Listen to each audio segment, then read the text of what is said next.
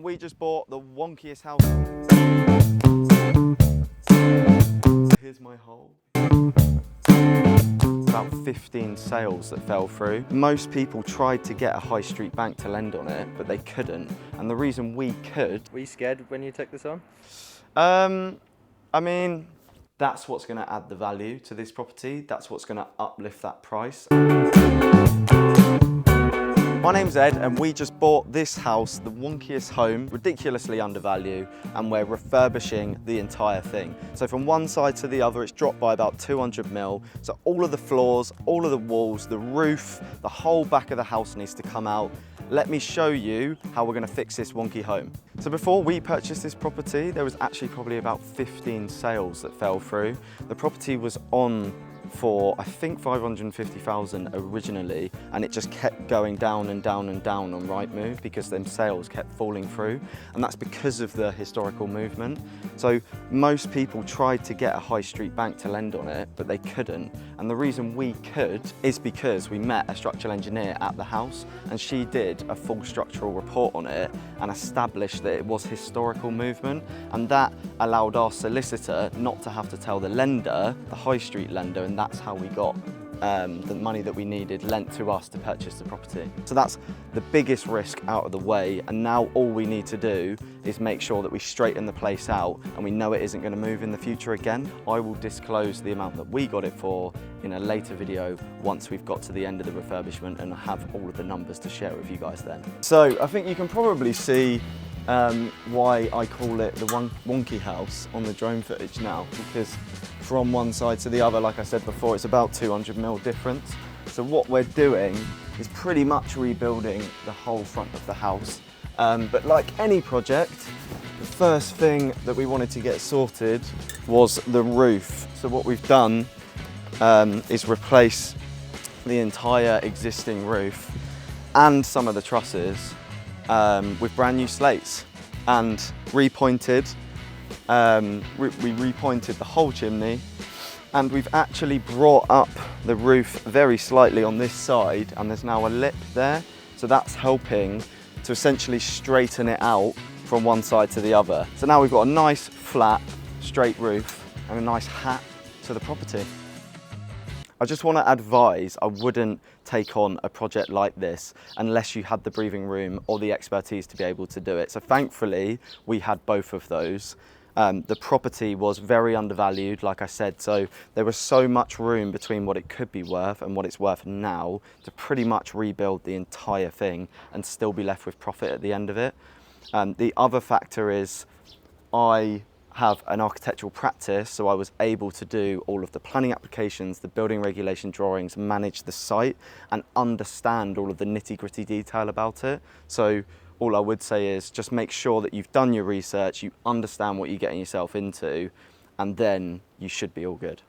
Feel free to send me a direct message as well. You can catch me at Thistle Architecture or HMO Designers or Ed's Home Reno. If you just want to chat, or you're taking on a project that is quite similar to this, or you just want some architectural advice, feel free to pop me a message and I'll try and get back to you as soon as I can. So when I say that the historical movement scared off a lot of buyers, that is because it was so obvious from the front of the property that it had moved at some point and it had, you know, subsided from one side to the other. So just looking at this bay window here, you can see how far it's kind of shunted to the left of the property. So if you focus on that window there, you can see the difference at the bottom of it and how over time someone's come along and planed the bottom of that sash window so it actually closes because the timbers move so much. So any part of this house that is constructed out of timber, like the bay window, like the roof, like the floors and the walls, has all moved so dramatically that it has to come out and be totally rebuilt. So the first thing we're going to do at the front is pretty much rebuild the bay window. We're also going to rebuild the clay tile roof above it and straighten the whole thing out, but it's all going in completely like for like.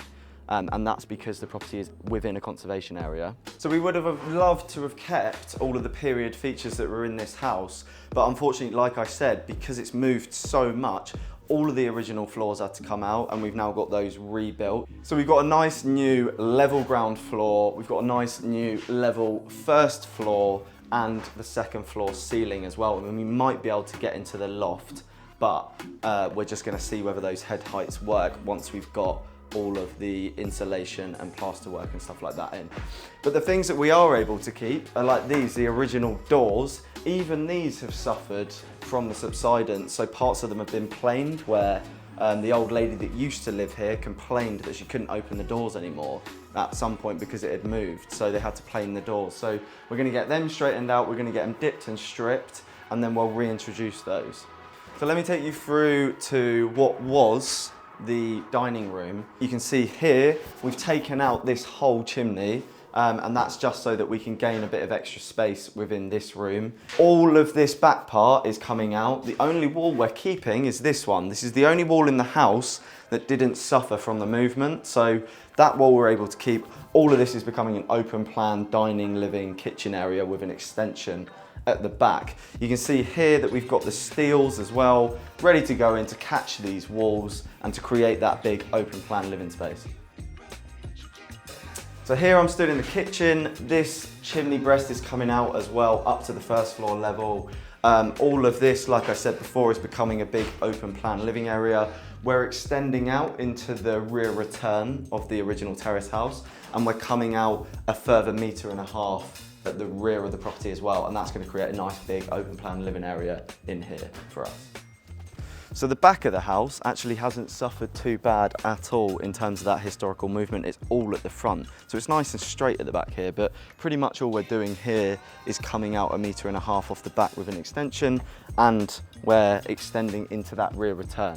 It's going to be a really nice kind of detailed brickwork extension with a cornice and a kind of plinth detail, and then bifold doors, so that we can make use of this really nice garden at the back as well, which will probably be the last thing that we do, because the garden is always the last thing on the list when you've got a massive house to renovate. Another thing that we had to do was completely take down the chimney at the back of the house. So those 4 chimney pots have come from there. We're hoping to make some plant pots out of them, make some good use out of those bad boys. This is pretty much the only thing that we're able to keep, this original staircase, hopefully, anyway, if they don't destroy it too much during the construction process. And this wall as well, and they're pretty much the only 2 elements that are remaining internally. So basically, this is becoming a bedroom. This was, can you believe it, the bathroom of the house. Back in the kind of 20th century, they had the toilet in the garden, so this also would have been a bedroom when it was originally constructed. This is going to become our bathroom, and we only realised that the space was way too big after we kind of got all of the walls up, and that always happens on projects like this. So what we're going to do is introduce another stud wall here, and then there'll be double doors into the master bedroom, and we'll have a built-in wardrobe there, and then that just makes this space slightly smaller, but more than big enough for a family bathroom for this property, this 2-bedroom property. Here's my hole. So if you follow me in here, this is the master bedroom, so a nice space for us as our large bedroom within this house. At the front, you can see how dramatic that movement was. So like I said, from over there to over here, from one party wall to the other, it's about 200mm movement, and you can really see it on the head of that window there. You can see it on the sill of the window, and that's why that whole front wall we're pretty much going to have to rebuild, and we're going to have to rebuild those windows like for like, because it's a conservation area, like I said. But once it's done, that's what's going to add the value to this property, that's what's going to uplift that price, and that's what's going to enable us to hopefully refinance it and to pay back the builder and the build team, and then move on and possibly do some other projects in the future. Thank you for letting me show you around our house that we're fully refurbishing. It's going to take another 6 months from now, I think, to get it fully finished. If you want to know the numbers behind it, so what we purchased it for, what the numbers look like at the GDV at the end, and whether we were actually able to finish the thing, then stay tuned and we'll be back in 6 months' time. If you want to stay tuned to the day-to-day stuff, then follow me at Ed's Home Reno on Instagram, Thistle Architecture on Instagram, and HMO Designers.